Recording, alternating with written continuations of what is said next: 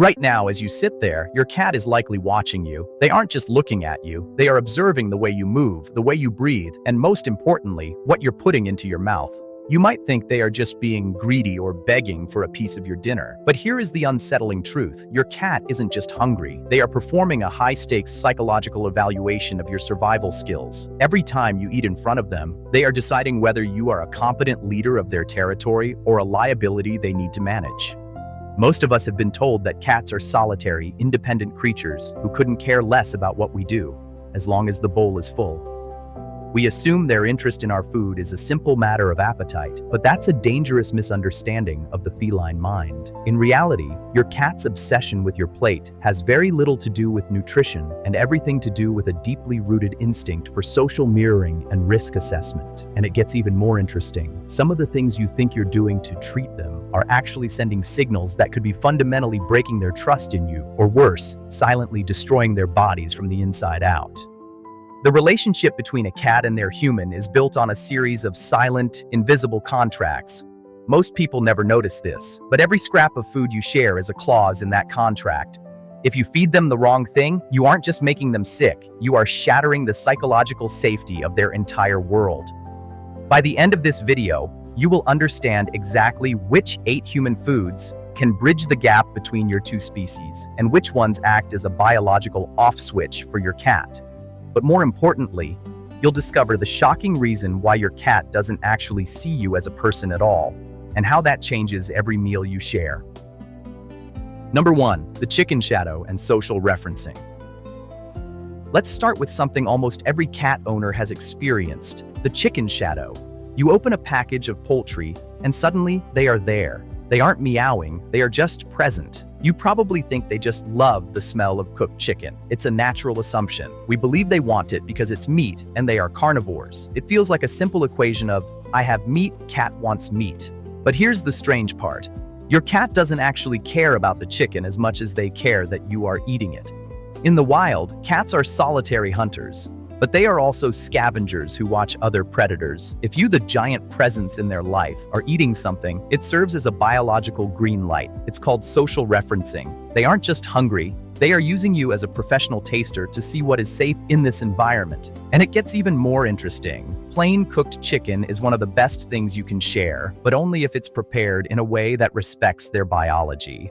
Most people never notice this, but a cat's digestive system is a precision instrument. If that chicken has even a hint of salt or oil, you are sending a signal of toxicity to their kidneys. But that's not the real reason they stay so close to you. They are testing the validity of the territory. If you provide them with a piece of clean, boiled chicken, you are confirming that you are a successful provider. You are reinforcing the psychological bond of the shared kill. But the moment you add seasoning, the mystery deepens because one specific ingredient in your kitchen is a silent killer. Number 2, the dairy delusion and maternal security. This brings us to the great dairy delusion. We've all seen the classic image, a kitten happily lapping up a saucer of milk.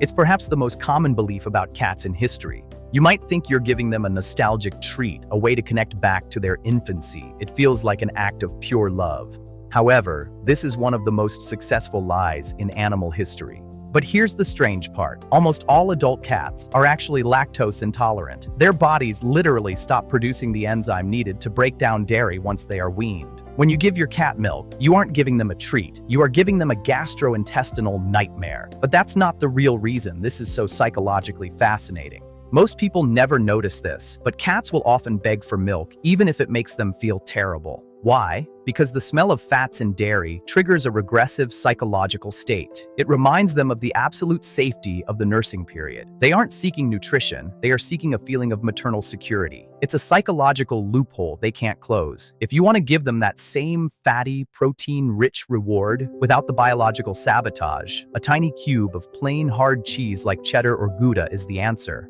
It's low in lactose, but high in the security signals they crave. But even as they lap up these treats, they are watching you for a specific reaction, leading us to a behavior that seems completely out of character for a predator. Number 3, chemical ghosts in fruit. Have you ever seen your cat take a sudden, intense interest in a piece of cantaloupe or a blueberry? It seems broken.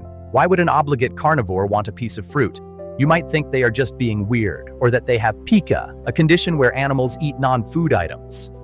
We assume it's a glitch in their programming. But here's the strange part. Cats are sweet blind. They literally do not have the taste receptors for sugar. They cannot taste sweetness at all. So why the fruit? And it gets even more interesting. The reason your cat might love cantaloupe is because the volatile organic compounds that give the fruit its aroma are chemically similar to the amino acids found in meat. Your cat isn't trying to eat a healthy snack. Their brain is being tricked into thinking the fruit is a high-value protein source. Most people never notice this, but when a cat eats a blueberry or a slice of melon, they are often confused by the texture but compelled by the chemical ghost of meat.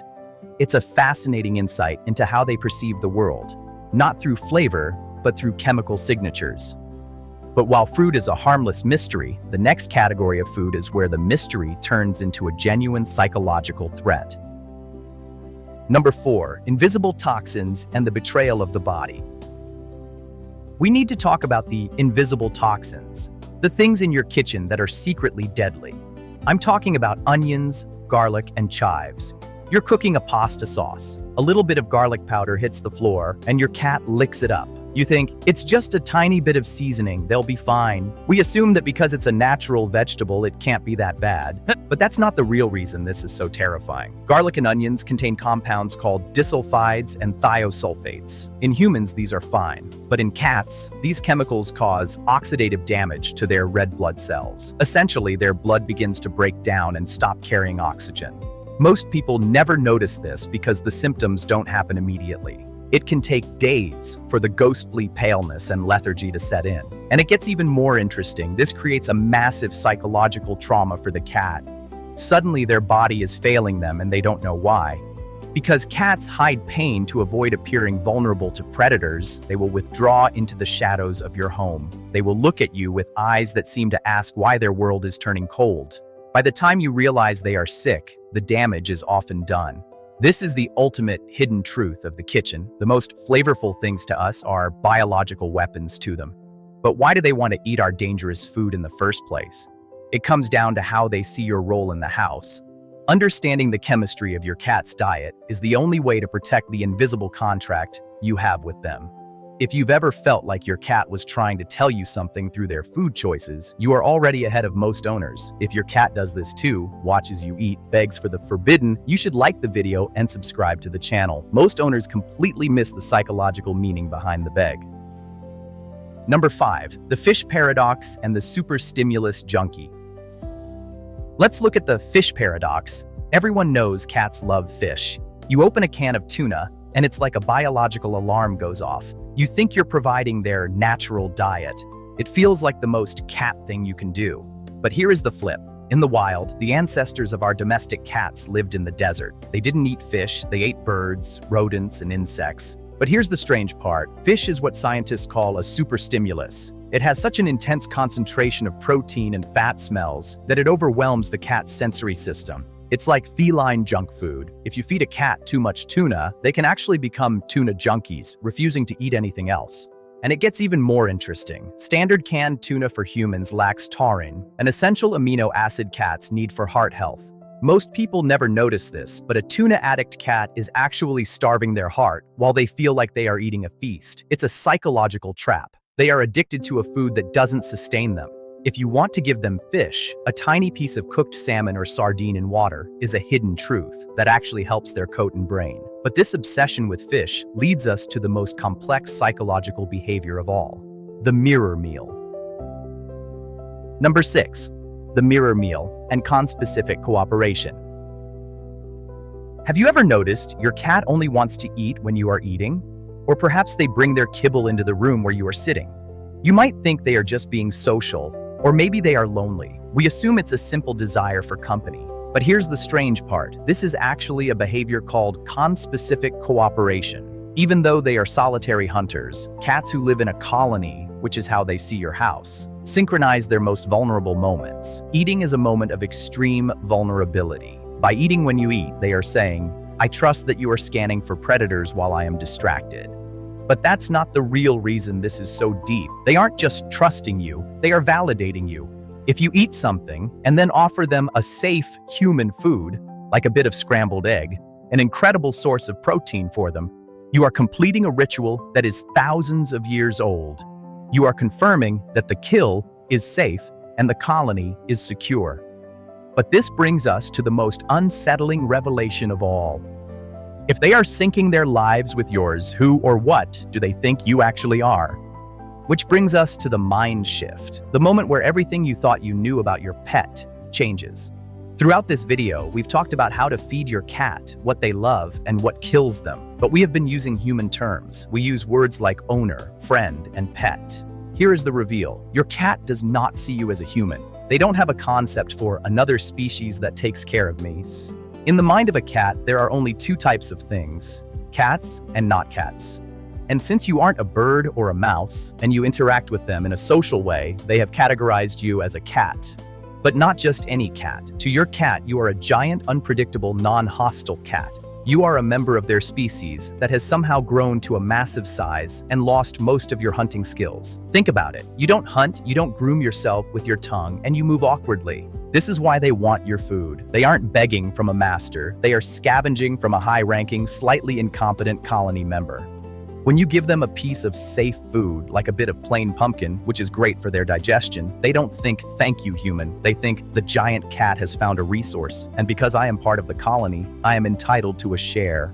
You are not their owner. You are their safe territory. You are a predictable presence that provides the security they need to let their guard down. Every meal you share is not an act of pet ownership. It is a diplomatic negotiation between a small, highly efficient predator and a giant, clumsy one. So the next time you're in the kitchen and you feel those eyes on you, remember the chicken shadow. Remember that they aren't just looking for a snack, they are reading the invisible contract. When you choose to give them a piece of plain cooked egg or a tiny bit of salmon, you are speaking cat. You are telling them, "The territory is safe. I am a successful provider. You can trust my judgment." But when you drop that bit of onion or give in to the dairy delusion, you are unintentionally breaking the one thing that keeps their world together, the predictability of their giant cat. We started this journey by suggesting that your cat sees you in a way you never imagined. Now you know. You are the wall between them and the chaos of the wild. You are the safe territory that allows a desert predator to sleep soundly on a velvet sofa. The bond you share with your cat is a mystery written in protein, fat, and silent observation. They don't need you to be their master, but they do need you to be a reliable colony leader. By understanding the 8 foods that protect them and the ones that destroy them, you aren't just feeding an animal. You are maintaining the psychological sanctuary of a creature that has decided, against all its instincts, to trust a giant. Leave a comment below and tell me, what is the one weird human food your cat is obsessed with? Now that you know they are sweet blind and socially mirroring you, does that behavior look a little different? Watch your giant cat habits closely, because they certainly are.